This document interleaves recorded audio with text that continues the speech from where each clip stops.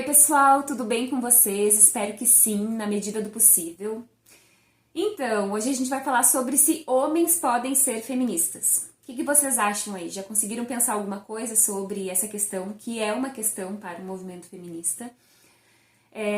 Em primeiro lugar, eu quero dizer que, aliás, todas as coisas que eu tenho produzido, né, que eu compartilho aqui no canal e no Instagram, são a partir de perspectivas teóricas, né, que eu tenho embates que eu tenho tido acesso. Então, tudo que eu falo são a partir de algumas perspectivas, né, são parciais e não são uma totalidade. Né? Inclusive, é um conflito pra mim sempre, porque eu acho sempre que tá incompleto os vídeos, que eu não consegui dar conta, justamente por essa ilusão que nós temos de uma totalidade. E para começar esse vídeo, quero compartilhar também com vocês que a Judith Butler, que é uma teórica importantíssima para quem estuda questões de gênero, sexualidade, desejo, corpo, lançou um livro esse mês. O nome desse livro, o título desse livro, é A Força da Não Violência. A semana passada, então, ela gravou um videozinho falando sobre esse livro. E ela faz uma pergunta importantíssima que eu acredito que seja o que orienta toda a construção do livro. Inclusive, eu quero comprar ele, se alguém tem. Quiser compartilhar comigo, alguma coisa assim, tô aceitando. E ela faz uma pergunta importantíssima que é: como nós podemos pensar num mundo diferente? Como nós podemos lutar e criar um mundo diferente sem aderir à lógica da violência deles? Nesse mesmo vídeo, ela fala que não existe feminismo sem antirracismo. Né, sem luta antirracista. E ela fala que o feminismo é, sobretudo, uma luta prática de solidariedade. Bom, muito a partir do que eu entendo que é o feminismo. Já compartilhei um vídeo sobre feminismos, inclusive tá no canal, se você ainda não viu, vai ali dar uma olhadinha.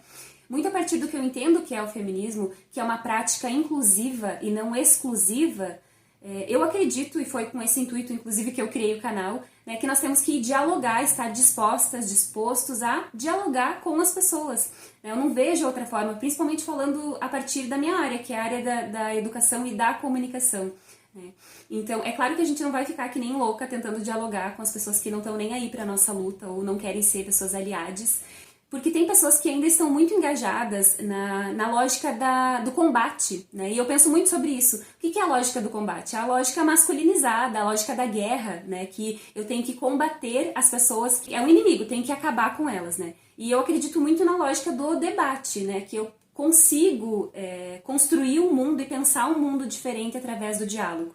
Algumas pessoas vão dizer que isso é maluquice, algumas pessoas vão dizer que isso é ilusão, né, que eu sou uma iludida, mas acontece que o que eu penso muito também é que se nós elaboramos o mundo a partir de todas as informações que nós recebemos, que nós temos acesso, e isso diz muito sobre o nosso mundo, né, que coisas que chegam até a nós e a partir dessas coisas, dessas informações, desses conteúdos que nós criamos a realidade.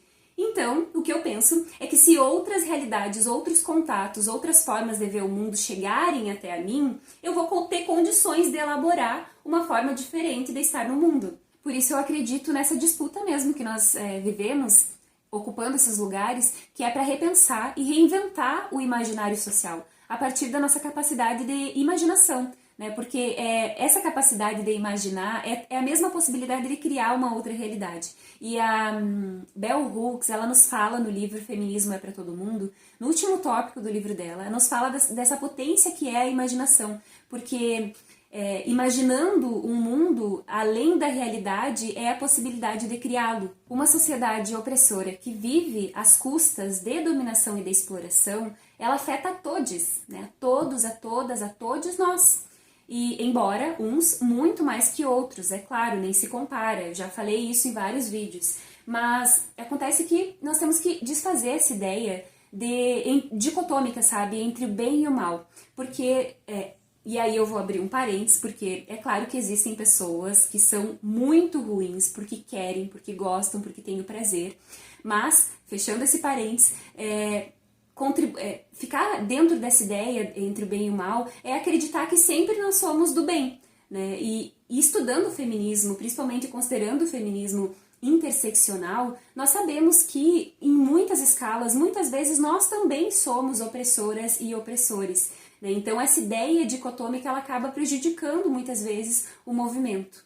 E é nesse sentido, por exemplo, que a Angela Davis fala: que não basta não ser racista, né? Nós temos que ser antirracistas, justamente porque existe toda uma estrutura que favorece a branquitude e que privilegia os brancos, né? Então, por isso a gente tem que estar sempre ligado para não ser racista também. E eu comentei no outro vídeo, né, que nós não somos o alecrim dourado, não. Mas nós precisamos pensar na prática feminista como uma potência para todas as pessoas. E para falar, né, se homens podem ser feministas ou não, nós precisamos considerar 3 aspectos fundamentais, que é entender que os homens, então, para vocês que estou falando muito especificamente, né, os homens, eles entendem a realidade diferente das mulheres. Isso porque nós somos subjetivadas dentro de outra linha de raciocínio, de outra forma de sentir, de ver o mundo, né? Enquanto vocês, homens, são ensinados a ver e a sentir, a estar no mundo de uma forma completamente diferente. Então nós precisamos, a primeira coisa é entender que homens percebem a realidade diferente da realidade das mulheres. Então essa é uma questão. Só para exemplificar essa questão de como os homens e mulheres são subjetivados no mundo de formas muito diferentes, e a gente poderia citar milhões de exemplos, mas eu vou dar um apenas que é bem, não sei se comum, básico, mas nas relações, nos relacionamentos, por exemplo, os homens, quando eles sentem ciúmes, e eu não quero generalizar aqui, eu estou dizendo que geralmente os homens, quando eles sentem ciúmes, essa sensação, esse ciúme que parece biológico, que parece uma produção do corpo, mas que na realidade é completamente uma projeção cultural de que o corpo da mulher é uma coisa, um objeto que é dele e que deve ser dominado. E quando a mulher sente ciúmes, geralmente está ligada à ideia de insegurança, de medo, ligada à sensação da perda. O segundo aspecto é que homens, eles não podem ser os protagonistas do movimento feminista. Não podem e não são os protagonistas do movimento feminista. E quando a gente fala isso para alguns homens já é um choque, né? Porque eles sempre, principalmente para aqueles que são acostumados a sempre serem protagonistas de qualquer cena, de qualquer espaço social. Então, vocês não são os protagonistas do movimento. O que vocês podem ser, e eu já comentei isso em algum vídeo, que é no vídeo sobre masculinidades, se você não viu, vai lá dar uma olhadinha. Então, os homens, eles podem ser aliados e aliadas dessa causa. Um terceiro aspecto que nós precisamos considerar é não universalizar a multiplicidade que é quando nós falamos sobre homens. Então, quando nós falamos sobre homens, nós estamos falando sobre homens cis, homens trans, homens negros, homens indígenas, homens bissexuais. Então, a gente não pode colocar tudo dentro de uma caixinha e dizer, homem é tudo escroto, homem é tudo, né? Embora a gente saiba que viva numa sociedade que é estruturalmente machista. E aqui eu já vou abrir um super parênteses para não dar brecha para os homens falarem aquele discursinho, né? Nem todo homem. Porque se você não se considera, né? Se você, eu não sou um homem escroto, eu não sou um macho escroto, você já está usando esse discurso, você já está diminuindo, reduzindo a luta feminista. Então, e eu falo isso muito a partir do que a Sabrina Fernandes falou no Tese 11, num vídeo específico que ela falou sobre isso, e se eu não me engano, o título do vídeo é Nem Todo Homem. Então eu recomendo muito, é um vídeo assim, ouro mesmo para quem tá fazendo essas discussões e quem quer, principalmente os homens que querem entender mais sobre o movimento feminista, o movimento das mulheres. O feminismo, ele vem então para questionar essas amarras sociais, né, sobre gênero, sobre sexualidade, sobre as violências, todas elas. A Márcia Tiburi, no livro Feminismo para Todas, Todes e Todos, ela vai nos falar que o feminismo, ele vem para desconstruir essas crenças absolutas que nós temos sobre a vida, sobre que os gêneros eles são naturais, que a heterossexualidade é a única forma certa de se relacionar, a superioridade masculina, a superioridade da branquitude. Além de questionar essas ordens vigentes que organizam a nossa sociedade, a Márcia Tiburi, ela vai nos falar que nós não devemos hierarquizar as opressões e também nós não devemos hierarquizar a luta, porque o que acontece se a gente excluir os homens, né? E aí eu falo nessa amplitude de homens que eu citei no início do vídeo, se nós excluirmos essas pessoas do feminismo. Primeiro, né, nós vamos cair num autoritarismo disfarçado, e segundo, a gente vai produzir um desinteresse maior ainda para aquelas pessoas em produzir uma sociedade mais justa, mais igualitária. Em O que é o lugar de fala, da Djamila Ribeiro, ela nos diz que não tem absolutamente nada a ver essa visão essencialista de que somente o negro pode falar sobre o racismo, por exemplo. Justamente porque quem cria a sociedade racista são os brancos. Então, nós que temos que entender o que é o racismo, para ser antirracista, a gente tem que entender o que é o racismo e entender também sobre as lógicas da branquitude. O lugar de fala, então, ele tem muito mais a ver com buscar uma multiplicidade de vozes que foram por muito tempo historicamente silenciadas, apagadas de diferentes formas, do que não deixar alguém falar. E para não perder o hábito, eu vou voltar à pergunta inicial, né? E vou citar 5 coisas sobre essa questão, né? Que é, homens podem ser feministas? E a primeira coisa, se homens podem ser feministas, é que não só podem, como devem. Se nós somos socializados numa sociedade que é múltipla, né? Que vive entre homens, mulheres, eles, elas e os... Né, e todas as performances que hoje são experienciadas na sociedade, nós temos que esse feminismo, ele não pode jamais ser excludente, ele tem que incluir todas as pessoas que estão nela. É dessa forma que a gente consegue pensar numa sociedade que seja menos injusta, né? E justamente responsabilizando essas pessoas que criam esse sistema que é patriarcal, que é principalmente criado e mantido pelos homens. A segunda questão, então, é que o feminismo que serve apenas para as mulheres, ele é extremamente excludente. E para mim, esse feminismo ele não vai funcionar muito como uma prática social libertadora, né? Como uma prática que busca uma sociedade mais justa. A terceira questão é que homens, né, como eles foram socializados, subjetivados de uma forma diferente das mulheres, né, ao contrário, muitas vezes, do sistema e da organização das mulheres, embora o feminismo ele tenha tentado subverter essa lógica de rivalidade feminina, né, buscando formar alianças entre mulheres, fortalecer a escuta ativa entre mulheres, etc. e tal.